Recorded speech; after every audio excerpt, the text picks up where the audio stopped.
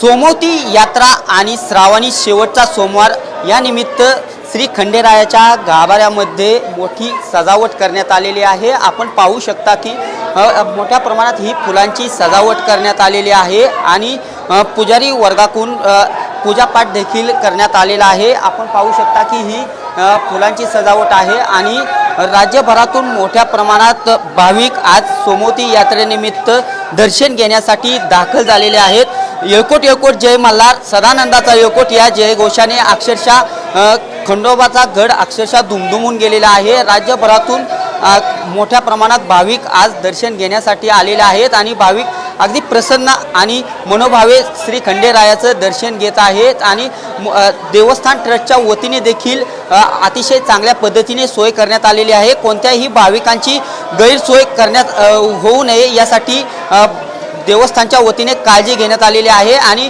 भाविकांना कशा पद्धतीने चांगले दर्शन घेता येईल यासाठी देखील देवस्थानच्या वतीने अतिशय चांगली पद्धतीने सोय करण्यात आलेली आहे आणि सकाळपासूनच आज गाभाऱ्यामध्ये श्री खंडेरायाची पूजापाठ देखील केलेला आहे आणि सकाळी 10 वाजता आज पालखी निघणार आहे। त्यानंतर शाही स्नानासाठी कऱ्हा नदीच्या पात्रात श्री खंडेराया दुपारच्या नंतर जाणार आहेत आणि शाही स्नान पार पडणार आहे।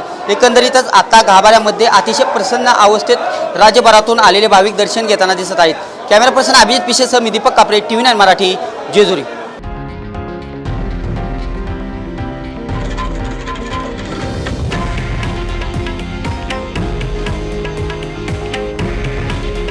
हे आहे देशातील नंबर 1 न्यूज नेटवर्क आणि आपण पाहत आहात TV9 मराठी। काळजी तुमची, हित महाराष्ट्राचं।